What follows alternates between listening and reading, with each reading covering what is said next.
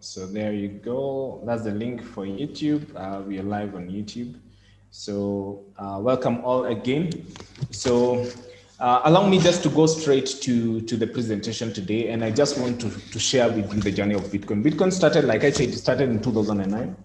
And between 2009 and 2012, before we had the first halving, a lot of people didn't know about Bitcoin. Just people who are, if I can say, just the people who are in the cryptography space and people who are using dark web. These are the guys who experienced Bitcoin the first time. I remember in 2010, I think 2009, 2010, I had this friend of mine who he was teaching me on how dark web works. Not that we wanted to buy anything illegal or anything. We were just exploring internet and stuff. And I remember him coming one day and telling me, there's a currency these guys in dark web have come up with, and it cannot be traced by government. And I never thought about it. I never give it a second thought or anything. And that thing just went like that. It just went. I was just remembering that the other day. So the first phase of Bitcoin, that is 2009 and 2012, nobody knew about Bitcoin. It was less than I think $12. I think by the time December 2012, Bitcoin was $12. And 2013, I remember I knew Bitcoin the first time in 2013. It was around $80, and of course, I never again took action. And my passion for Bitcoin came in 2016, 2017, when I went somewhere and I was told to pay using Bitcoin. And yet I had nothing. I had nothing in my wallet. And since then, I've been accumulating as much as I can. Of course, most of the time I don't accumulate Bitcoin for trading. For me, I see a brighter and bigger future before us. So first phase of Bitcoin, nobody knew it. Second phase of Bitcoin, that is 2013 to 2016. Of course, a lot of institutions came on board, but they never came on board to speak good about Bitcoin. They came to speak ill about Bitcoin. So Bitcoin was called a scam. It was called a bubble. It was termed as the money that is used for money laundering, drugs, and funding terrorists and everything. And this was coming from big institutions. And then something happened in 2017 when Bitcoin broke $20,000 for one coin, from a coin that didn't have value in 2009. And institutional investors, something they thought it will die, now they started doing a whole lot of research. And 2018 was a shift because these people now, these big institutional investors, started pumping money in the cryptocurrency space. And today I'll shock you. The last 1 month we've seen over 200 and something, 200 and I think 42, 220 something $billion being pumped into Bitcoin. And this is what I want us to talk about today. Who are really investing in Bitcoin? If you've seen my name today, I was like, who's really buying the Bitcoin? Who's really buying the Bitcoin? Because you might know, you might have the information, but you're not doing anything about it. Some people don't even have the right information, but they're taking action. And that's the difference between all of us. We take a whole lot of time to analyze things. We take a lot of time to get opinions from people who have no idea what they're talking about. And we based our judgment based on what they are telling us. We don't do our own research. So one thing I also really do tell people, wherever we speak of here, it's not a financial advice. Please go out there and also do your own research. So allow me to share my screen so that we can start our today's presentation. And of course, I hope all of you can see this. And in case of any question, just drop it on the chat room. I'll be answering any questions you have in regards to cryptocurrency. So my topic for today is who has been buying all the Bitcoin? Who has been buying all the Bitcoin? And before I go there, let me just open another slide over here. I hope you can all see that. And this is something a lot of us who in the crypto space have been praying about: institutional money to come into Bitcoin. I think it's something we've all been looking forward to for the last 11 years. And now it's happening, and it's happening big time. And not only are they investing, they are also exploring crypto space. These are institutional investors, and I'll be showing you some of the institutions that have really pumped a lot of money in the Bitcoin. So institutional investments in Bitcoin, and of course, it's good to explain that Bitcoin is without a doubt making a big splash in the institutional investor cycles. And if there are people who have really gotten into FOMO, fear of missing out, is institutional investors. And I think this will drive the price of Bitcoin close to $100,000 by 2021. I might be right, I might be wrong, but according to a lot of metrics we've been looking at and analysis, Bitcoin will do a 5x, simply a really simple 5x to $100,000 for one coin. Because if I look back in 2017, if somebody told me in February when Bitcoin was around $1,000 that by December it would be $20,000, I'll have told you it's a lie, but it did. So with all this money that is being pumped into Bitcoin, making a 5x is just a really easy step for Bitcoin. So specifically, news stories are pouring out daily about institutional investor firms and regulators enacting new policies and partnerships to assist the process of blockchain technology integration into their businesses and crypto adoption. Let's remember that blockchain technology is the first use case of blockchain technology was Bitcoin. But just to explain blockchain technology in a nutshell, think of internet. Internet has so many use cases, but when we started using internet, we just thought of email. I remember when I got my first email, I thought I had the whole internet. And then just to come and learn that, it's just one use case of what internet can do. Today, we use internet for so many other things. So same case scenario with blockchain technology.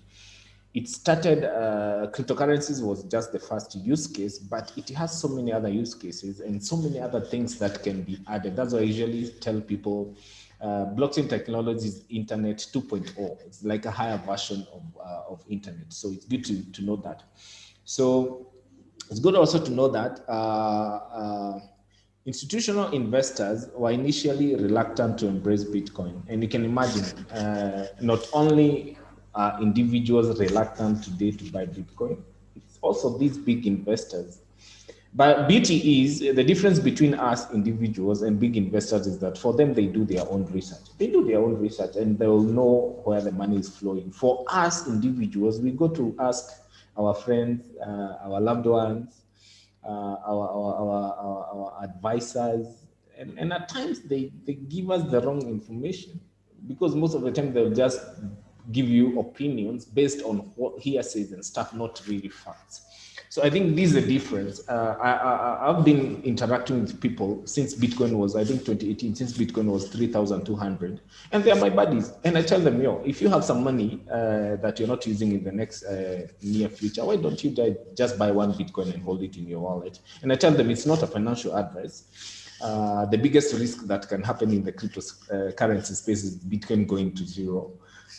That's the biggest risk we have, but it has not done that in the last 11 years. So we don't have any chance of seeing Bitcoin going back to zero. So basically, I usually tell people, don't listen to a whole lot of people what they are doing. Watch like the people you look up to. What are they really doing? Where are they putting in their resources? And you can start small and you can head to their way.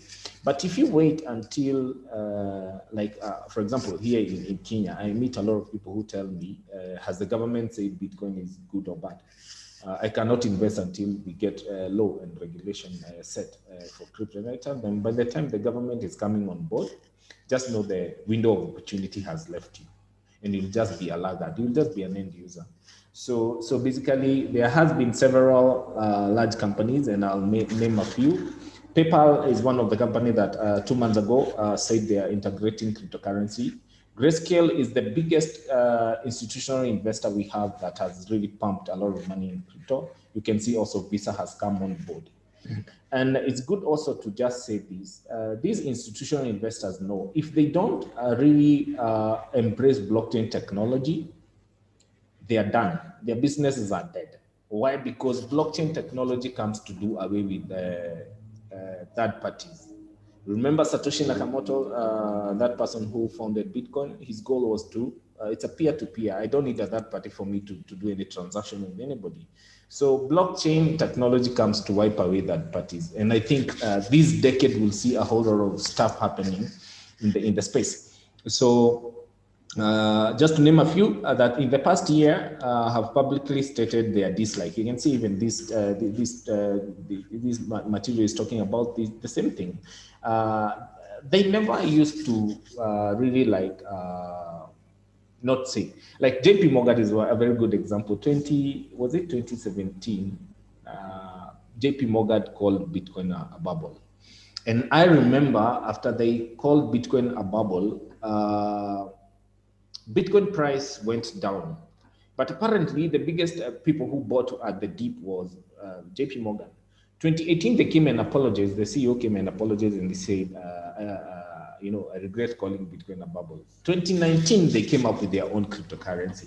So that's the reason as to why I usually tell people, especially if you're following these big institutional investors and what they are saying, don't listen to what they are saying. Watch what they are doing in the behind. Just go beyond just the news you see on the media, and learn what is it that they are doing. And I like one of the quotes I really like from Warren Buffett is, be fearful when everybody is greedy, and be greedy when everybody is fearful. I think that's what I've really practiced in my life.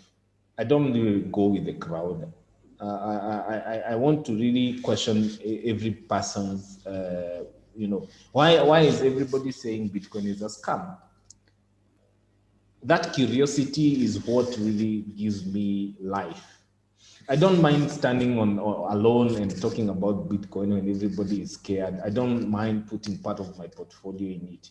But again, do your own research before you put any investment. So you can see, like I say, all these institutional investors have publicly stated their dislike or misunderstanding about Bitcoin. And this is very powerful. I don't think a whole lot of people, even our friends and family, don't talk ill about Bitcoin because they don't really know what Bitcoin is. It's just that they have misunderstood it. Maybe they have gotten into investments where they have lost money in the name of Bitcoin. And these are, I think, what they are talking about here, scams. And I do remember, like in 2016, 2017, the biggest scams were initial coin offers, ICOs. And of course, we learned the hard way. From there, we had the IPOs, and I think currently the biggest, where we have the biggest scams is in DeFi projects, because 99% of those projects will never see the light of the day. So if you don't do your research and you put your money in there, it's gone. So just these companies, amongst others, have since been quietly working at the ground, on the background, to invest with hopes to regain first movers advantage. And this is good to note that as I'm talking to you today, we've not even hit 13%. We're still at the early adopters. Innovator stage is gone. Now it's early adopters. And you can imagine institutional investors are coming on board during early adopters. And as I'm also talking about this, it's good to know that the price of Bitcoin is really pegged on demand and supply. And institutional investors are not buying Bitcoin to trade it the next day. They're buying to hold it. So you can imagine the amount of supply that will be there will be very minimal. We have over 18.5 Bitcoins out of the 21 million Bitcoins that will always be in circulation have already been issued. So what is remaining is 2.5 Bitcoins to be mined in the next 100 and something years. And one thing I know for a fact, 11 point something million Bitcoins have never moved from one wallet to another. So you can imagine the amount of Bitcoin in circulation is really minute. It's really minute. So you can imagine where the price of Bitcoin will be in the next few years to come. So blockchain in enterprise and growing institutional adoption of Bitcoin is a significant step towards greater adoption and use of cryptocurrency. In this article, we'll cover why this is the case, the challenges of doing so, and list some of the large institutions already investing in Bitcoin. So seeing both institutional investors in Bitcoin and blockchain adoption among other enterprises are surging, now is the time to kickstart your blockchain education. And this is where Decrypt comes on board. Do you have any question? Do you have anything you want to learn? We can do research together because nobody is an expert. I usually say the crypto space is so young that we don't have any expert. We are all students, we are all learning. So the best alternative for doing so is naturally, even, okay, this guy is advertising one of the academy. And of course, this is some of the things I really do tell people. If you have time, go online, get into, if you get Bitcoin master classes and stuff, go on there, read, learn. And then because it will put you in a position to really make the right decision when it comes to investing. So moving on swiftly, why is Bitcoin is valuable? Why is it valuable? So it's good to note for the newbies here, Bitcoin was created following the 2008 financial crash. I do believe all of us know that. In 2009, we had a crash. The markets crashed, and a whole lot of people lost a whole lot of their finances. So Bitcoin was created as an alternative or a solution to regular government dispensed fiat currency, fiat money. Fiat money or fiat currency is money that is given by government. We all know gold was the real money, but in 1971, the gold standard was abolished and governments were given the mandate, or central banks were given the mandate to come up with, to print currencies. One of the biggest challenge of fiat currency is that it's unlimited. So governments can keep on printing money. I was reading another article just the other day. US has printed 20% of all existing dollars the last few months. 20%. So you can imagine what will happen when inflation hits the dollar. It's going to be big. And that's the reason that's why I think institutional investors are running away from the dollar. So that's historically been manipulated, of course, devalued, and to eventually be worth zero. And I can tell you, most of us are holding currencies. Okay, on the chat box, can somebody tell me the inflation rate of the currencies they have? If in Kenya, just type the inflation rate per annum. If you're in other countries, just tell me. If you have done research, do you know the inflation rate? Do you know the rate at which the money you're holding loses value? Because you can, I think this is something we've been so, I can say not ignorant, but we don't understand real money, because most of the time you'll ask yourself, how come the same piece of bread, which does not increase in size, always goes up in terms of the price? And we don't really get to understand the power of inflation, because you lose your purchasing power. 10 years ago, if you had 10,000 Kenya shillings, or that is around $100, you would have bought a lot of stuff. Today, 10,000 shillings, even if you go to a stall or a supermarket, you don't even push a trolley or two trolleys. You just pick a few things, and 10,000 Kenya shillings or $100 is gone. What has happened? Money, government money, or what we call fiat currency, loses value through inflation. And of course, Satoshi Nakamoto came to solve that, to give that solution. So one thing we need to note that is Bitcoin is limited to 21 million. You cannot add, but it can go low, because if you lose it, those are Bitcoins that will never ever be gotten. So these, for the new people over here, this is a sign of a Bitcoin. And of course, it's not something you can touch and see. It's done digitally through cryptography, mathematical science that is based on algorithms.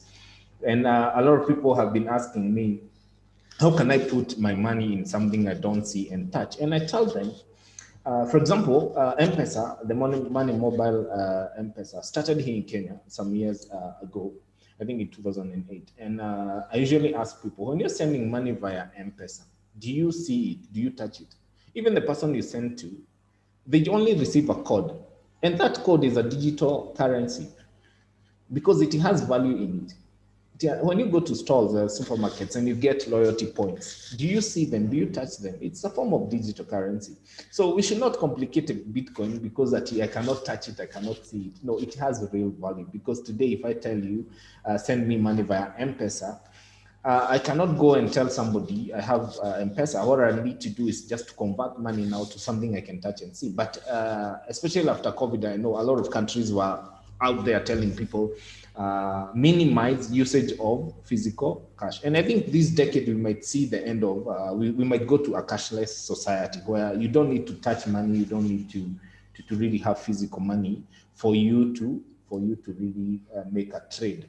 So for people who are new, Bitcoin was given to the world through an anonymous individual, or a group of developers known as Satoshi Nakamoto. So let's note that Satoshi Nakamoto, we don't know whether it's a group of people or it's a lady or a man. Till to date, Satoshi, in fact, I think he disappeared 10 years ago, around 9 years ago, and he or she, and they have never spoken again. They have never written an email and stuff. Once Bitcoin was got its early adopters, innovators, the last email or they sent was like, we've gone to do other things. And the beauty about Bitcoin is that it has gone global without having a CEO, without having a chairman, a board of directors, without having a central bank, without having anybody building it, but it's gone global and it's shaken a whole lot of institutional investors, including especially banks, because of course, when you understand cryptocurrencies, at some point, you know you don't need banks anymore. So some people in the crypto sphere have been even speculated that Bitcoin could have been a gift from aliens. So these are some of the things that when you read, when you go to the social media, you know, you read. So, however, there's a little data to support this. Satoshi Nakamoto created and published the Bitcoin white paper, and this is something you can download. You can download the Bitcoin white paper. Just say Bitcoin white paper, and you'll see it's. I think it's a 9-page document, or I can share with you also later. It's a 9-page document that really shows you Satoshi Nakamoto's intention and why he started this. And the Bitcoin network went live January 3rd, 2009. It was January 3rd, 2009 that Satoshi, after he published October 31st, the white paper, January 3rd, 2009, Bitcoin went live. Nakamoto holds just a shy of 1 million Bitcoin. It's good to note this.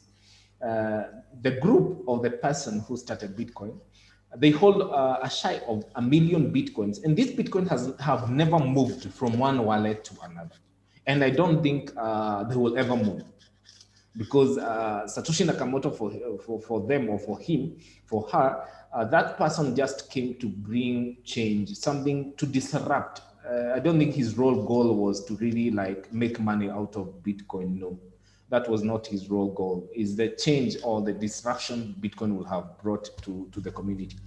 And his or her identity remains unknown to this day. And I think a whole lot of people have refused to accept Bitcoin just by the fact that they don't know who started it. I've had this conversation severally with a lot of people. So to quote Robert Kiyosaki, I think we all know Rich Dad Poor Dad author. Robert Kiyosaki is one of the biggest investors in real estate. And I think if you follow him on Twitter, he's been big telling people dollar is crashing, please invest in gold, Bitcoin and silver. And I remember there was a podcast I was listening to. He was told to buy Bitcoin back then when it was really minute. And even he went to research. I think he just bought a few and then he just forgot about it. But he's really big in Bitcoin right now, really big. So he says, if gold is God's money, Bitcoin is people's money. He quoted this and he said, if gold was the real money, like I mentioned when I started. So he said, if gold was God's money, Bitcoin is people's money. And of course, we have fiat money, which comes from the government. So Bitcoin is not owned by anyone or controlled by a central and governing party. It's good to note that. So people who control Bitcoin network or ecosystem are the people who have Bitcoin, and they buy and sell, they trade, they send, they receive.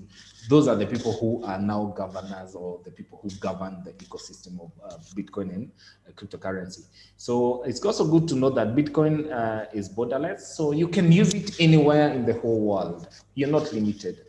And you don't have to convert one Bitcoin to another Bitcoin when you go to another country. One Bitcoin in Kenya is one Bitcoin everywhere in the whole world, the same price, the same everything. So it's also good to know that it's censorship resistant. Nobody can block Bitcoin. This is the reason as to why I think a lot of governments really fear Bitcoin, because they don't have control of it. They cannot censor it. Nobody can tell you today, don't use Bitcoin. Why? Because you have your wallet on your phone. Nobody knows how many bitcoins you're holding unless you tell them, because Bitcoin does not need KYC, know your customer. You don't need to put your details when you're really dealing with Bitcoin. What you have is a private key and a public key, a long alphanumerical code or address that really signifies that I'm sending or receiving Bitcoins, and that's it. Nobody will even know from where I'm sending these Bitcoins from. That's the beauty about it. It's censorship resistance. And then it's got to note also, it's powered by a network of thousands and thousands of computers. So a lot of people ask, who controls or who really controls or does Bitcoin transaction? And it's not prone to any human manipulation because it's controlled by thousands and thousands of computers across the globe. This is where we talk of decentralization. It's not centralized. Like, for example, before we are used to database that has a central user, and this is where you hear about hacking and stuff because it's centralized. Somebody can just go to central bank system and hack it because it's centralized. When it comes to Bitcoin and cryptocurrencies, they are decentralized. They don't have a central place. This is why you hear it's very hard for you to hack Bitcoin network. It's very hard for you to hack Bitcoin network. So each one achieves consensus on validating validity of transaction by verification through maths and science. So this is what now runs cryptocurrency, maths and science. And you know why I love it is numbers don't lie. A zero is a zero and a one is a one. But when it comes to where people are involved, we can come up with any of our stories. Manipulation can be there. But if today you give me $1,000 and you come back 1 year, you'll tell me, give me $1,000, not stories. Are we together? So it's math and science, so not prone to manipulation. So this process makes up what is known blockchain technology. So I just wanted to just share with you that. And of course, the validation is done through a process called mining, Bitcoin mining. We can talk about that another day. So Bitcoin is valuable not only for just the technological advanced backbone of the currency, nor the potential of the currency has to radically change the global economy into a trustless, fairer society. Bitcoin is set to be the most scarce asset in the world, with only 21 million Bitcoins that can ever be mined. Just think about this. We are over 7 point something billion people in the whole world, and there are only 21 million Bitcoins. So just think of why gold is so valuable. It's not readily available. So when this dawned into me, that's where my passion came about cryptocurrency, because by the time even we are hitting 10, I think 15 or 20% of the global economy now realizing what Bitcoin is, where do you think the price will be? And this is where I always urge families. If you're a family person, just make sure you have just one Bitcoin that you don't really move, whether the prices go up and down, just you can stay with it for the next 20 years or 10 years. You don't know, maybe you have a fortune for generations to come. So some 4 to 5 million coins have already been lost. So out of the 21 million, 4 million is gone and it will never be recovered. So we are not even talking about 21 million anymore. We are talking about less than 18 million coins. Through people forgetting or losing access to their private keys. And this is where Decrypt comes on to play a big role. I think for us, what we do crypto education, and more so we teach people, how do you buy Bitcoin? How do you store your crypto safely? How do you not be careless and lose your Bitcoins along the way? These are the things we educate people about. Sadly, this Bitcoin cannot be restored or retrieved. This is another key thing. Let's remember that Bitcoin is not reversible. You lose your Bitcoins, they are gone. You're hacked, you're gone. So one of the key things, as you're buying Bitcoins, as we are all looking to accumulate, can you really learn about security? Can you really learn about security so that you can really take care of your investment? However, the scarcity of Bitcoin drives high demand, and high demand will drive the value. High demand will drive the value. So as we move on swiftly, why institutional investment in Bitcoin is good. So for a long time, Bitcoin has been seen and referred as a scam. If you are here and you still think Bitcoin is a scam, I think now you are learning. If you ask people you meet on the streets, by the way, just today, I'll give you a homework today. I want you to talk to 10 of your best friends and ask them honestly to tell you what they think about Bitcoin. Just ask them, what do you think about Bitcoin? What, when Bitcoin is mentioned or cryptocurrency, what comes to your mind? Just 10 of us. I also call 10 of my friends who have not been discussing about Bitcoin and ask them to honestly tell me what they think about Bitcoin. So most people have sadly, Bitcoin has picked up a bad reputation over the decade. And why it has picked a bad reputation is because of scams. People taking advantage of misinformation or people lack of information in people they are talking to, and they take advantage of that and they sell you what we call scams. And of course, this big time, many people lost faith in cryptocurrency space following the ICO bubble of 2017. I think I've been talking about this. Some of us really did see dust. Several influencers in the crypto space have expressed fears of the recent yield farming craze. I talk about DeFi. I talked about right now what we have, the biggest scams will come from DeFi. It's yield farming and may do the same to Bitcoin reputation. But now, when you understand Bitcoin, really, you won't really diversify to some of the things that are really high risk, like DeFi, unless you really totally understand what you're getting yourself into. And that's why information I usually say is potential power. Seek information, and the right information will always be at the right page. So the institutional moving on swiftly, the institutional investment in Bitcoin shows trust in the digital asset from a significant place of power and publicity in the media. So, of course, if you can see the amount of billions have been added by institutional investors, this tells you one thing. Now they trust the technology, they trust cryptocurrency. So large corporations choosing to invest a percentage of their liquid assets in cryptocurrency will forge the path to a high net worth individuals and small businesses doing the same. And I think this is evident with what we are seeing on the news recently. So the more people are investing in Bitcoin and using cryptocurrency in transaction, the more value of Bitcoin will increase. I say demand and supply. Remember that cryptocurrency market is valued is valued by supply and demand. So as demand rises, the supply remains stable, the price naturally follow the line of demand. So it's good to note that.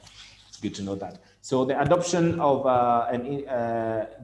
and influence of institutional investors have been long been thought of as the driving forces to mass adoption of cryptocurrencies. I think we've been talking a lot about this with Louis, that we cannot wait. I think 2018 is when we were saying we cannot wait until institutional investors start putting money in the cryptocurrencies, because people trust big institutional investors, and whatever they'll do, they tend out to believe in something. A lot of us individuals, we are not risk averse.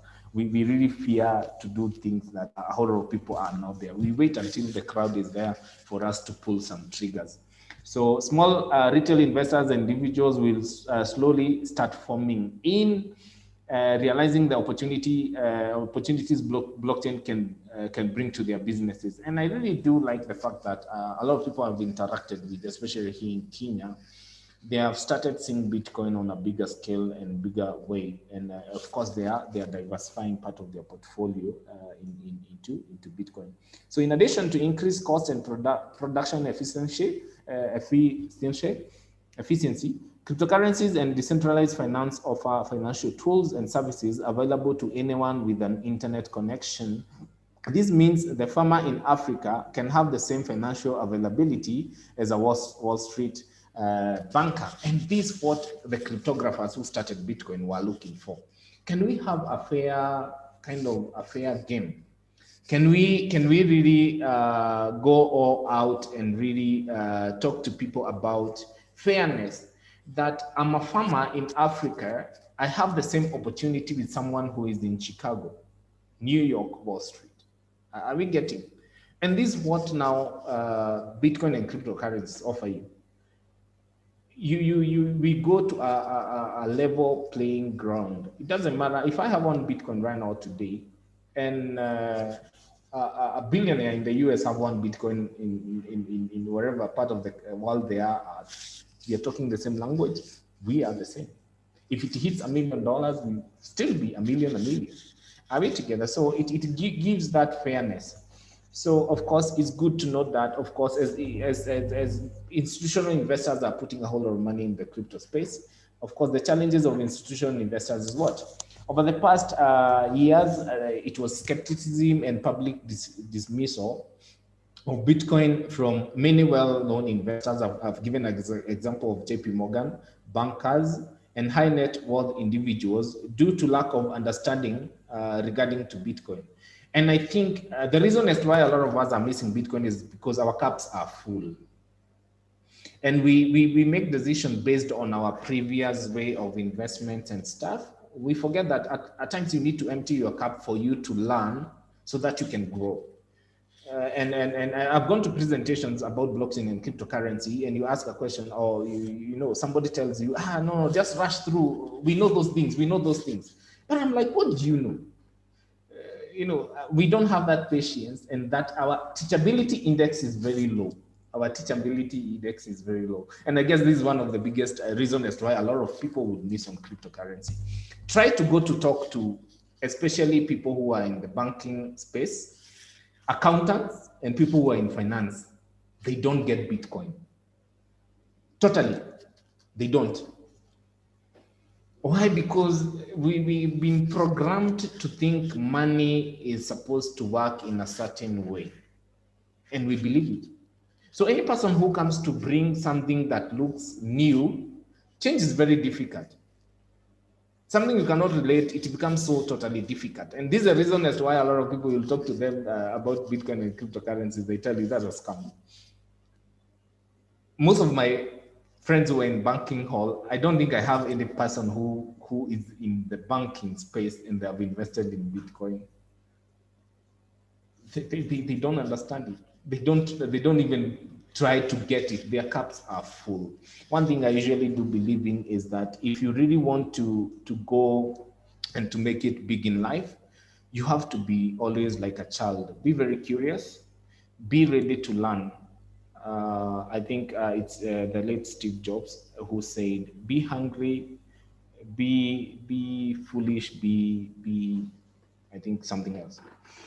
He said three things. And what he was saying is that always be that person who yearns education, who listens to people. Because if you don't learn, you'll be left behind by a whole lot of things.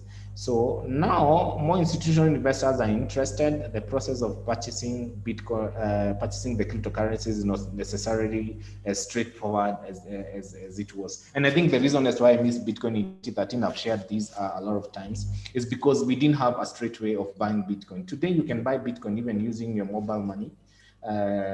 It's at 2-point-something million Kenya shillings or $22,000 current price, and you don't need to buy a full Bitcoin. You can buy what we call a fraction of Bitcoin, which is a Satoshi, and you just keep it safe in your wallet. You don't need to really buy a full Bitcoin, because a lot of people see the price of Bitcoin and they're like, no, this has already left us. It's already gone. It's left us.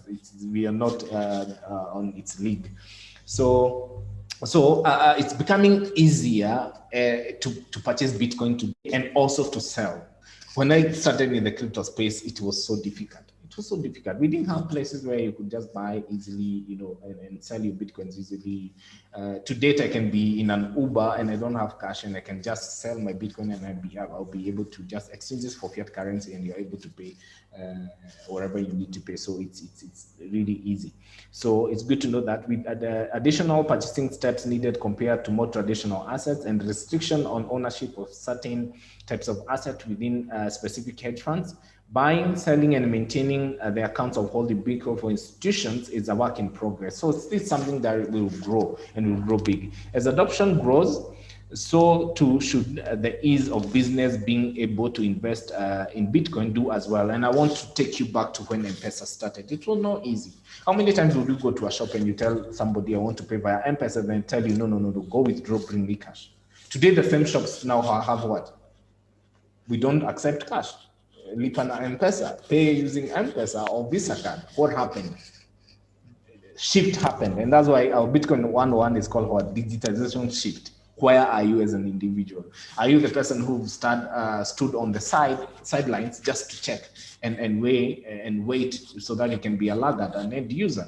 You'll be doing yourself a lot of injustice if you do so.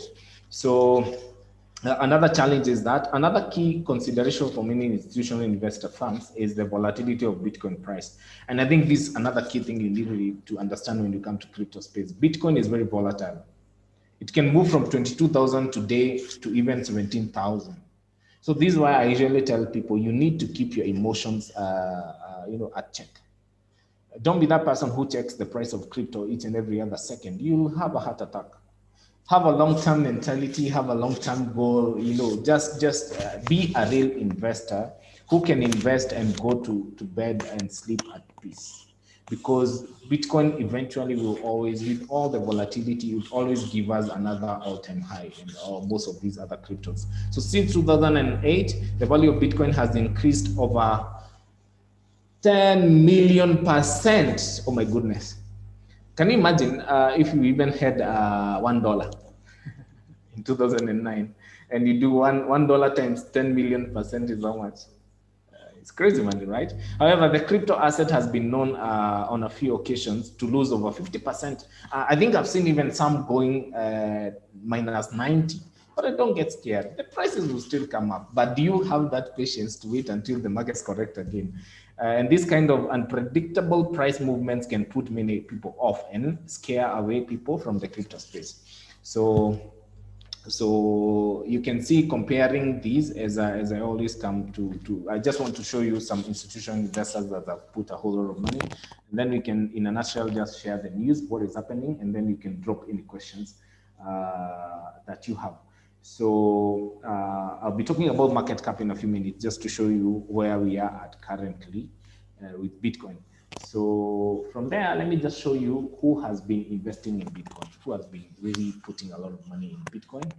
And this report is November 2020. Of course, a lot of have changed. And I think I'll go straight to the institution. Do institutional investors know about cryptocurrencies? Of course, a lot of people have been talking about this. And I think Paul Tudor Jones, a renowned hedge fund manager, gave BTC a huge PR boost in May this year when he said that the cryptocurrency was the fastest horse in the race for profits. Of course, it's also good to note here, Coinbase, one of the biggest exchanges crypto-based in the US, said it witnessed a noticeable uptick in the demand from institutional investors in the first half of 2020. And then it's also good to know that a Fidelity survey suggests that it's 6% of institutional investors in the US and Europe own cryptocurrency. Can you imagine? That's 6%. So you can imagine these are people who've been buying Bitcoin, but they don't talk about it. They don't say nothing. They're just investing money and putting a lot of money in it and then just keeping quiet. A poll also commissioned by Evertas suggests 26% of institutional investors believe pension funds, family offices, and sovereign wealth funds are going to start embracing digital currencies drastically going forward. And we're going to see these a lot. And this is why today I decided, let's just talk and see where the money is being flown to so that you can also make a good decision when it comes to part of your portfolio.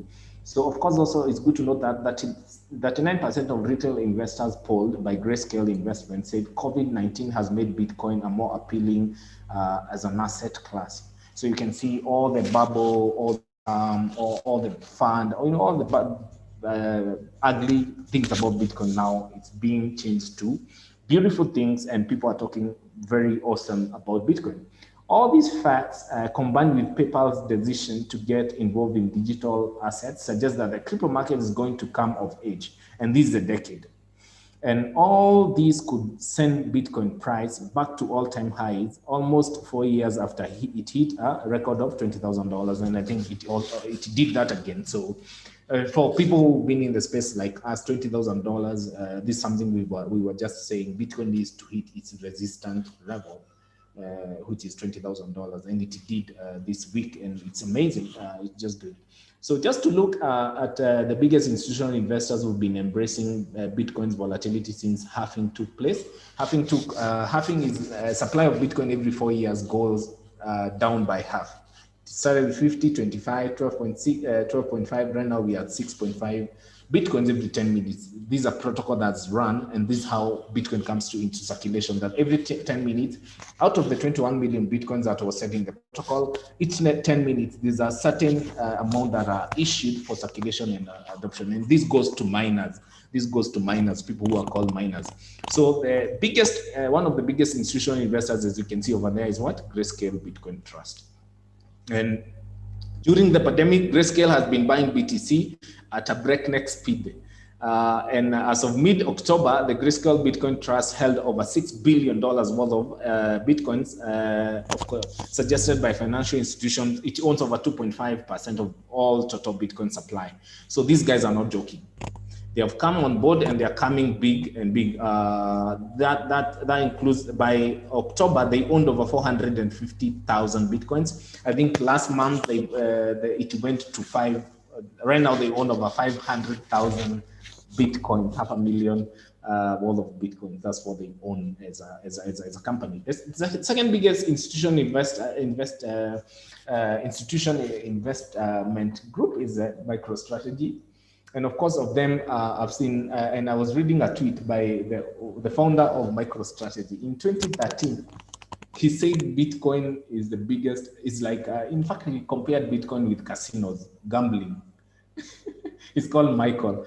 And currently, Michael is not joking.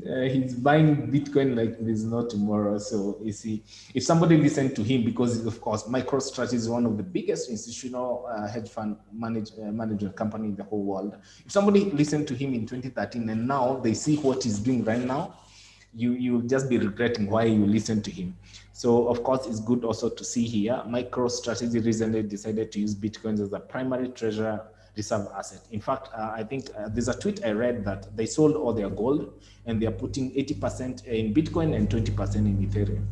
So they no longer even believe in Bitcoin gold as a store of value anymore. They don't believe in gold as a store of value anymore. So another one is Galaxy Digital Holdings, and you can see these are big hedge fund companies that are coming big to the crypto space. These are another big investment, and you can see, of course, they have amassed what? Their treasury, the Bitcoin treasury, they have amassed over $134 million by June. The time of this writing, it was around $230 million and a stockpile of 16,651 BTC, which is about 0.8% of the total supply.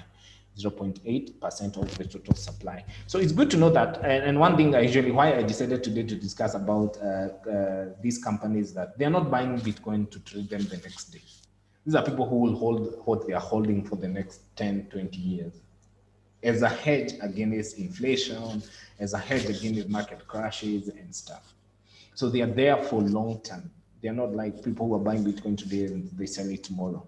So another big company is Square. We all know Square is owned by the founder of Twitter, Jack Dorsey, and at least is let's just mention that the founder of Twitter, Jack Dorsey, who is also the CEO of Twitter. The company announced that it has purchased over 4,700 BTC for $50 million in October 2020. And it's also good to note that there was a time Jack was buying $10,000 worth of Bitcoin. I think, was it 2018 or 2019, every week, his own personal holding.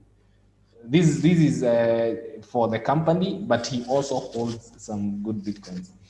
So more to come in the crypto space. Of course, I think now with DeFi, smart contracts and everything, I think a lot will come on board very soon, and we'll see a lot of companies really doing big things. So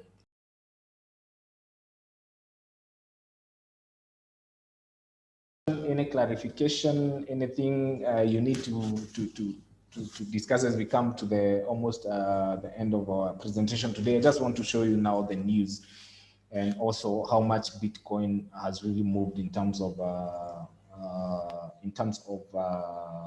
market cap.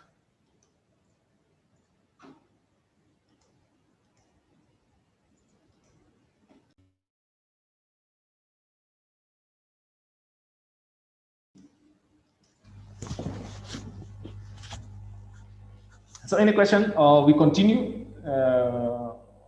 Okay, let me just share my screen so that we can finish on time. Let's just go back to where.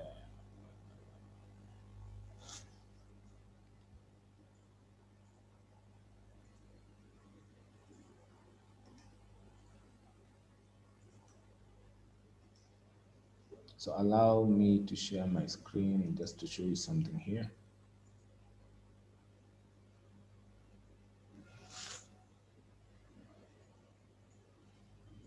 There we go. So 1 second.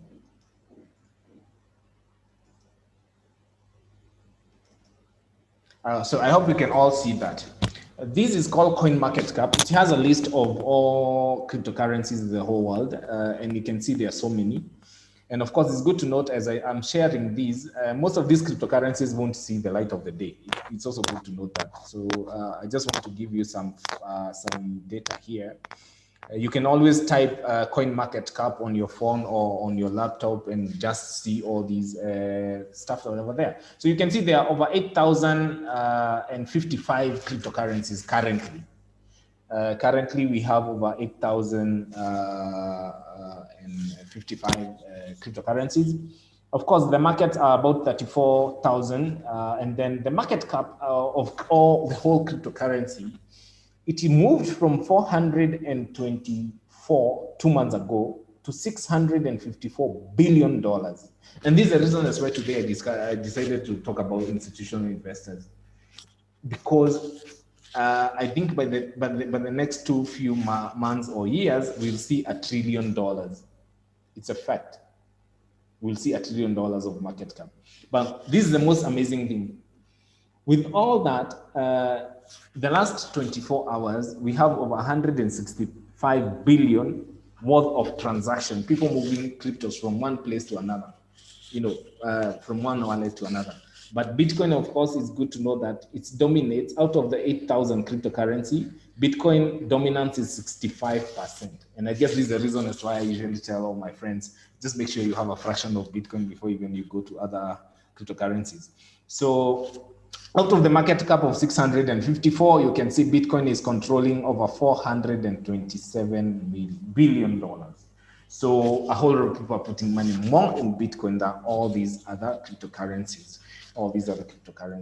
So I needed to share with you that. And then as I come almost to the end of my presentation,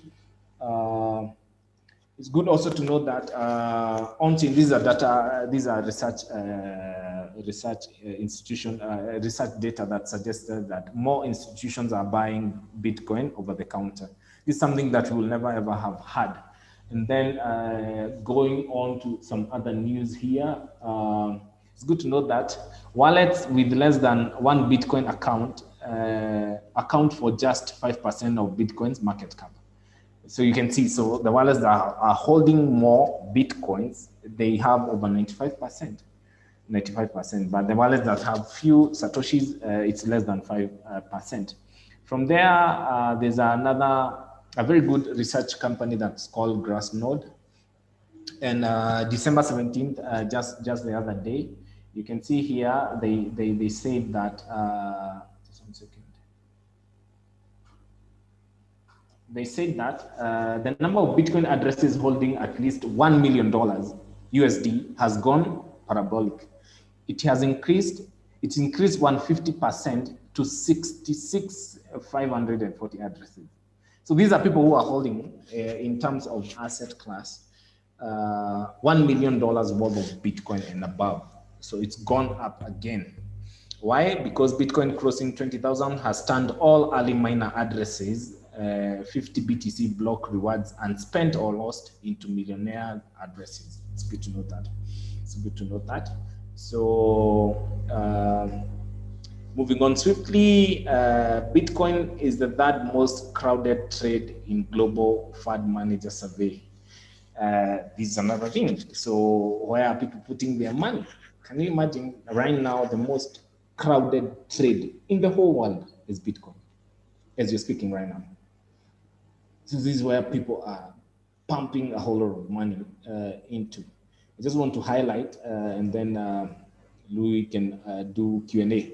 And then I talked about Grayscale. A CEO says he's bullish on Bitcoin, and this is one of the things that has really driven institutional investors into coming on board a lot more. Moving on swiftly from Bloomberg, Bitcoin whales emerge with a billion. Bitcoin whale emerges with $1 billion. Alan Howard's backing. So you can see these whales are not joking. These are some of the, this is one of the guys who runs a hedge fund. And I think also just to help you note why a lot of hedge funds are coming into the crypto space is because the market has a bear and bull market. Hedge funds always hedge the market. They're always stable. You'll make money during the bears and you'll make money during the bear market. And this is the reason as to why a lot of hedge funds are coming on board, because they can help you manage your assets better than you just buying and holding, just holding. So we go to Italy. Italian banker Generali to debate crypto services next year. Banks know if we don't adopt Bitcoin and cryptocurrencies, we are done. So you can see this is happening. It's also good to note that Africa is not joking. Nigeria is now the #2 Bitcoin market on this fast growing global marketplace. It's second after the US.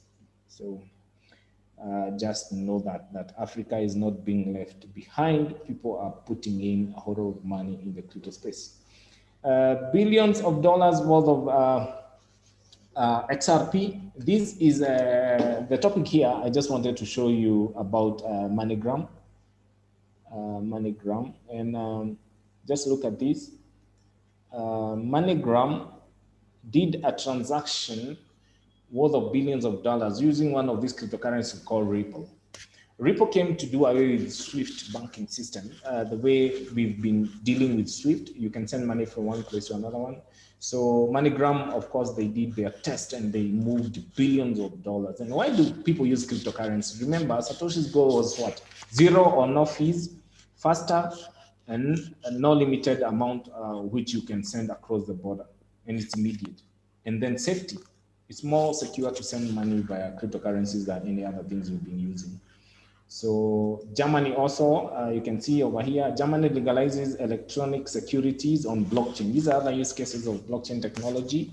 Venezuela holds an official referendum using blockchain. It's good also to note, like when I started, I said blockchain will be used in so many other use cases. And one of them is elections. I think in Africa and also not even Africa. Let's see what is happening in the US right now. The election happened, but of course, the former president, former President Donald Trump, Mr. Donald Trump said, that election was not fair. Now, if it was on blockchain, such election practices will never ever be there, because you cannot edit or you cannot do any addition on blockchain technology. And I think these are some of the solutions that blockchain will solve as we as we continue in life, like elections, where like if you vote, you've voted and nobody can edit what has gone in.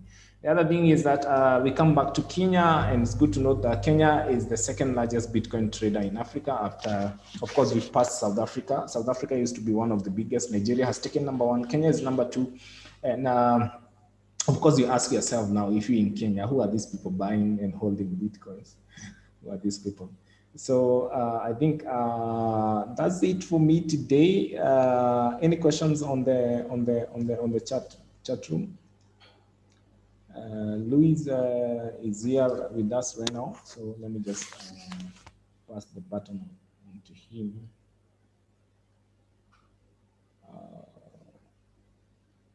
Luis, you ready? Yes. So great. Let me just give you the hosting rights so that you can just, in case you have something you want to share,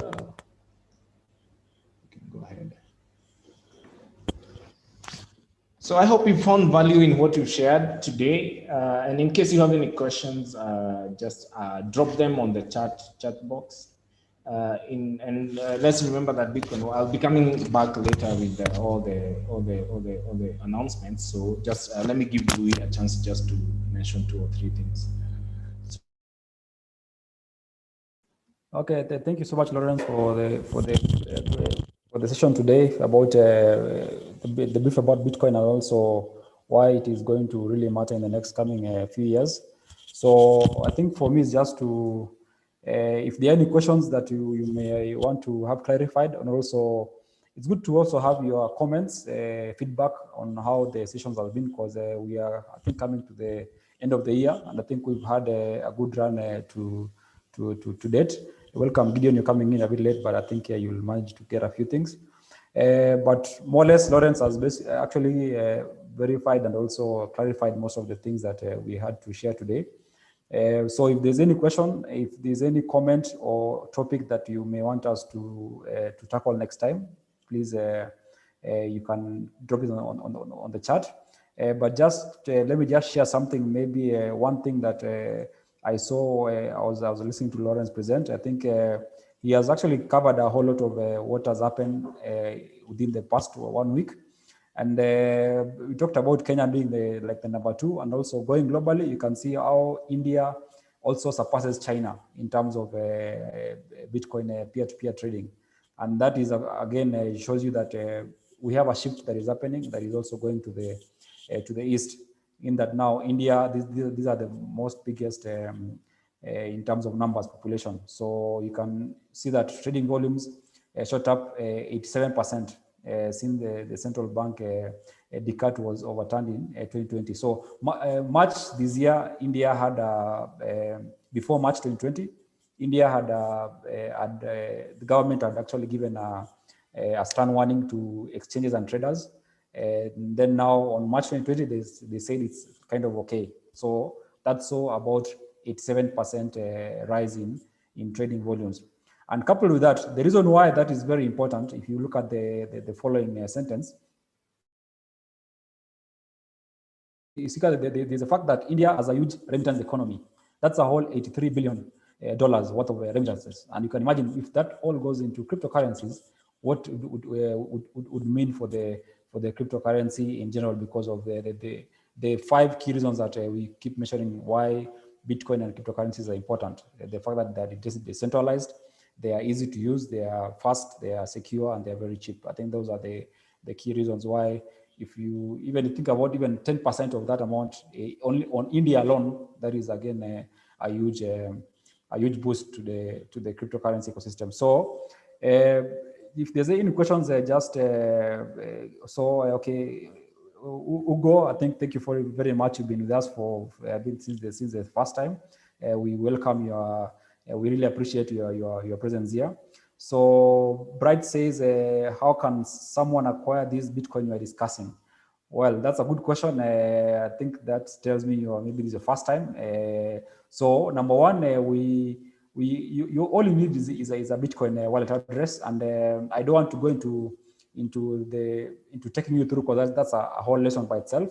But just follow our channel. I think maybe Lawrence can post that on the chat, our Telegram channel, so that we can have another session with you just to show you how to get a wallet, how to secure it, and also how to buy your first ever cryptocurrency.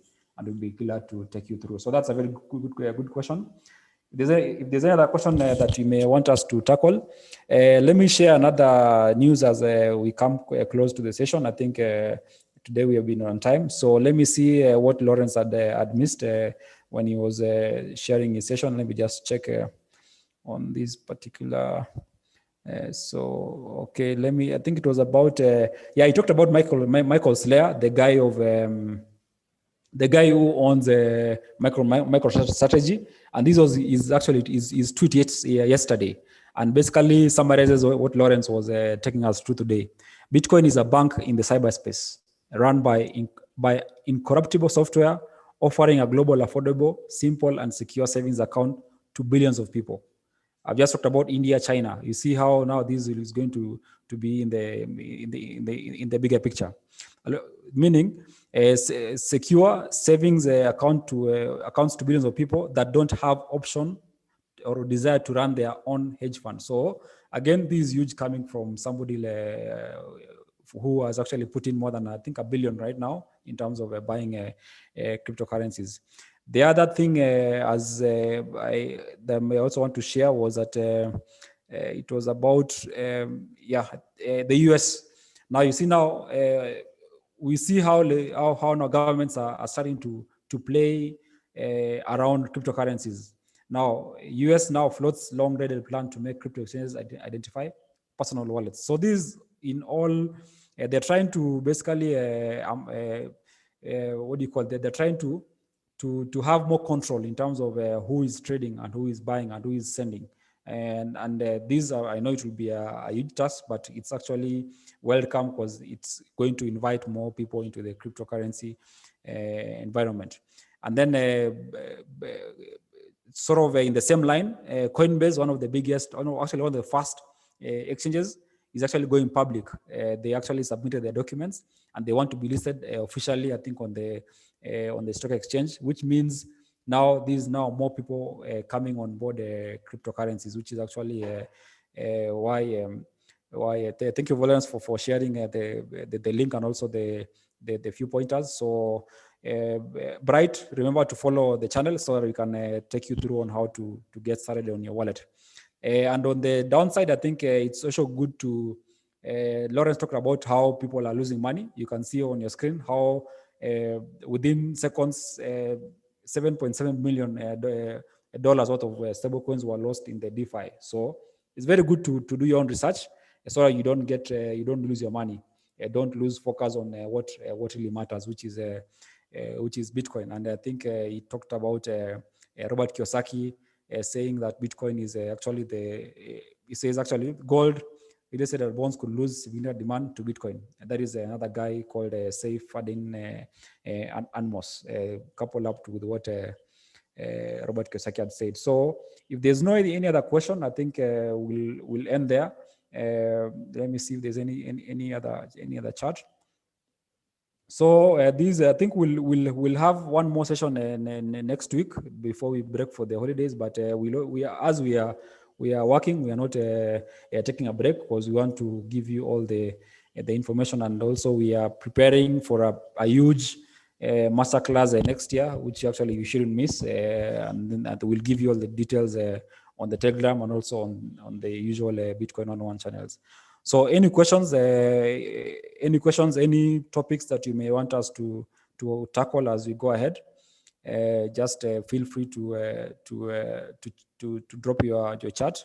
And then I think we'll end there. Let me just pass over the hosting rights back to Lawrence, and then we call it a weekend. So again, thank you very much, and see you soon. Okay, awesome, Luis. Thanks for sharing that, at least, and bringing more clarity on what we had shared.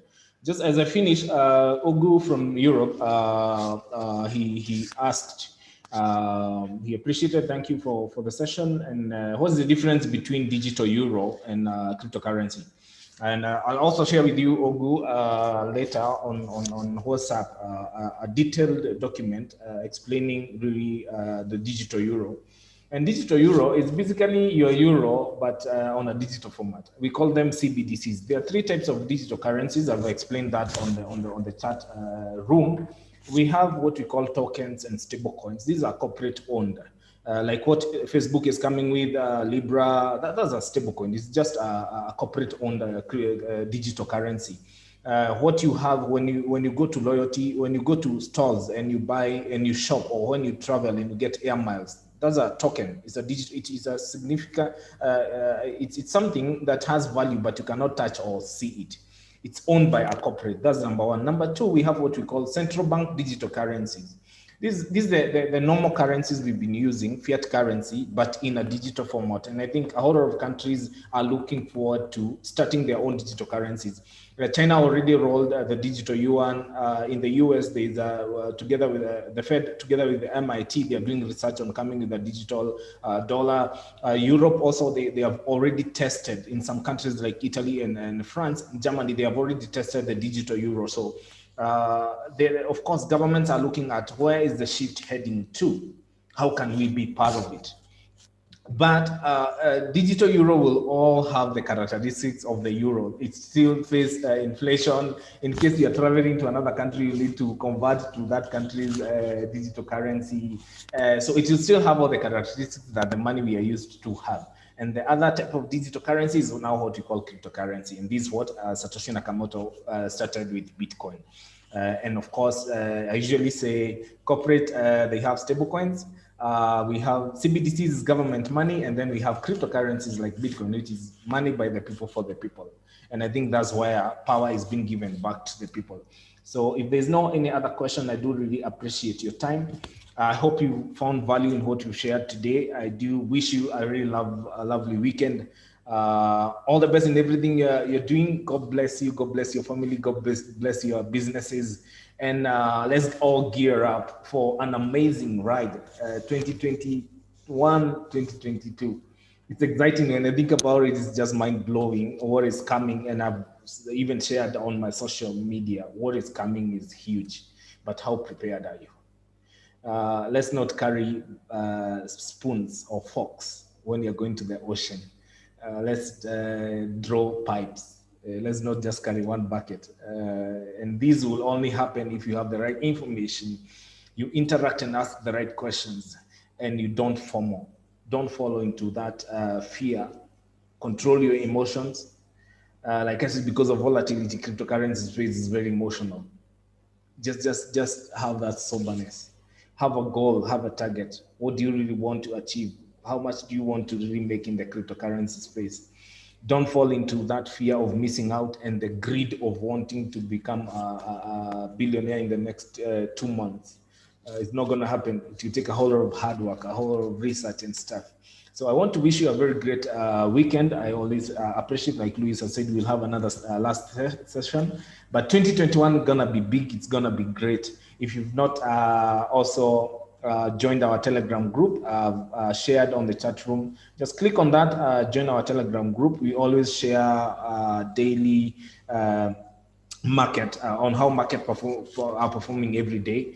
So also that's where we'll share about the master classes that are coming in 2021. So gear up for a an amazing year 2021, and then from there we can discuss and talk more. So I do really appreciate your time. God bless you all and have a lovely weekend. Bye bye.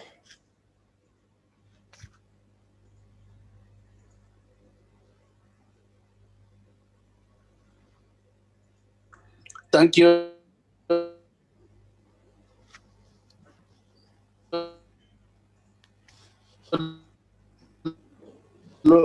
Lawrence. Thank you. Most welcome, Ogu. I hope we are gearing up for the winter season in Europe.